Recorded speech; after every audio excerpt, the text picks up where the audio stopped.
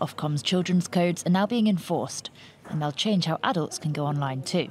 We warned about this. You will now be required to pass intrusive age checks to access most social media sites as the Online Safety Act comes into force. Content that could be deemed harmful to children will now be age-gated as new legal obligations for online platforms kick in. Companies are being compelled to use dangerously intrusive methods like biometric face scans or demand users hand over copies of their ID cards and passports for access to certain websites. This will have a catastrophic impact on freedom online and introduce additional risks to children and adults alike, including security breaches, privacy intrusion, errors, digital exclusion and censorship. These methods are not a silver bullet solution for online safety and anyway are reportedly being easily circumvented. This new law enables state-backed censorship on a scale never seen before in the UK, and with the Home Office separately planning to create a new police unit to monitor social media posts, there's no doubt free speech online is under assault. This censor's charter has no place in a democracy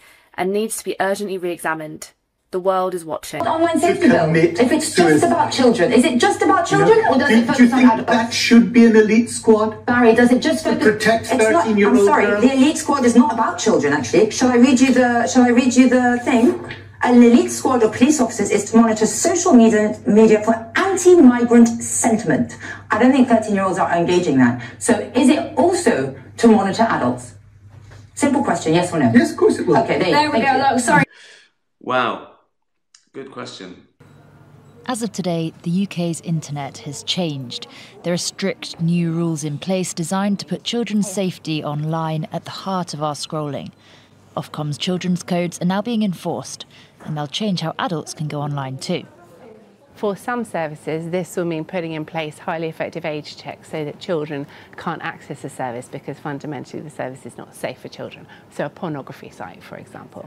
For other services, this will mean other changes, such as making sure that their algorithms don't promote harmful content to children.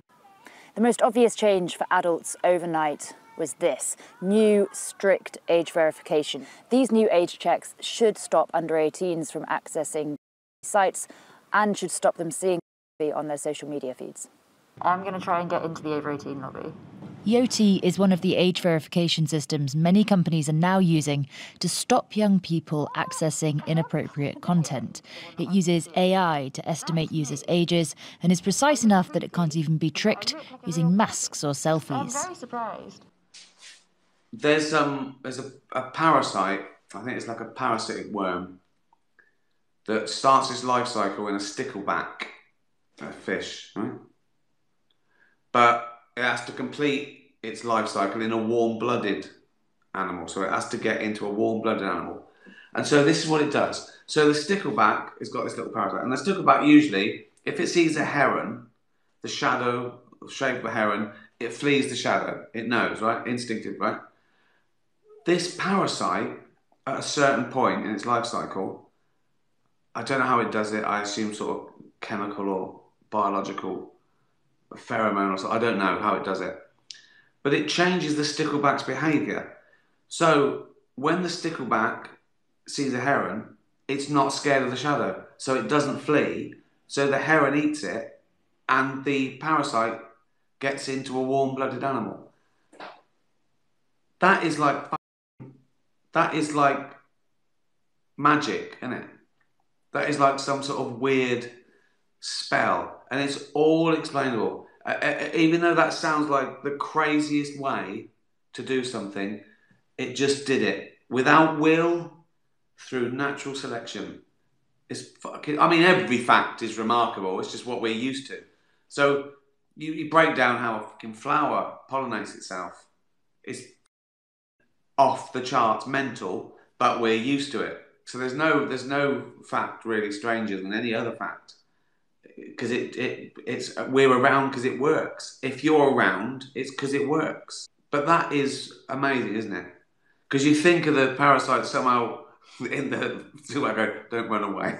Stickleback, what? Don't run away. Okay. But no, it's just pure physics and chemistry and biology. That's all everything is, really.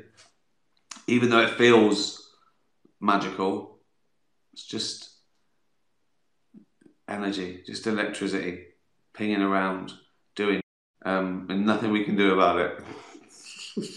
BBC Verify has found that social media companies are blocking a wide range of content on its platforms, including about the wars in Ukraine and Gaza, in an attempt to comply with the UK's new Online Safety Act.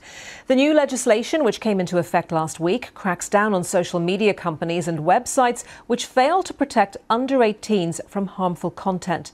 BBC Verify's Reha Kansara has more. Our analysis shows the new law is successfully blocking some harmful content online, including pornography, making the internet safer for children. But BBC Verify has found that sites like X and Reddit are also restricting non-harmful content for users who haven't verified their age. Now, this video, posted onto X, shows the point of view of a man in Gaza, searching through the rubble for the bodies of his family. It does not contain any graphic imagery or visible bodies, but it was restricted for some users, with a warning that says this content might not be appropriate for everyone. So was this one, posted onto X by Conservative MP Katie Lamb. It contained a graphic description of the rape of a minor by a grooming gang and was temporarily restricted. But the same video is available to view without restriction on Parliament's official streaming website, Parliament Live. On the online forum Reddit, this message board, which posts footage of the Ukraine war and has over 48,000 users, required them to verify their age when they tried to access it. Similar restrictions have also been imposed on several pages discussing the Israel-Gaza war and healthcare.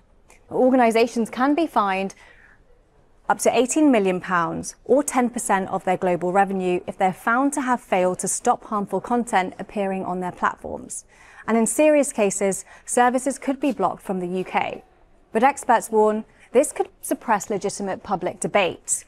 Professor Sandra Wachter at Oxford University has expressed alarm at the restriction and told BBC Verify that the new bill was not supposed to be used to suppress facts of public interest, even if uncomfortable. For everybody who's out there thinking of using VPNs, let me just say to you directly, verifying your age keeps a child safe, keeps children safe in our country. So let's just not try and find a way around.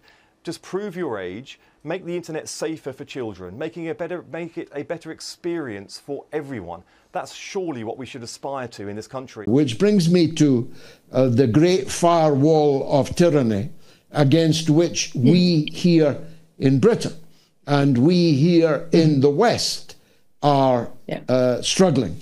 We've had forever the problem of algorithmic strangulation, manipulation.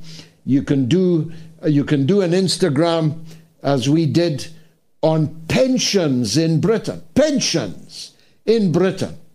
Talk about a niche issue which gets 1 million views. 1 million views on Instagram. Check it out. And you can do a clip on the imminent danger of nuclear war and Armageddon, and all the forces will come down like a ton of bricks. They'll strangle you, try to crush you, try to stop people from seeing it, refuse to offer it to people. But now we've got a new enemy, the Online Safety Act, by which the British state and its paragon of virtue, Ofcom, will decide which videos you can watch, which tweets Twitter is allowed to show you, which pictures Instagram is going to be allowed to show you. And they pretended all this was about child protection. Yeah? In the era of Epstein, it's about child protection. But in truth, even speeches in Parliament have been blocked under the Online Protection Act.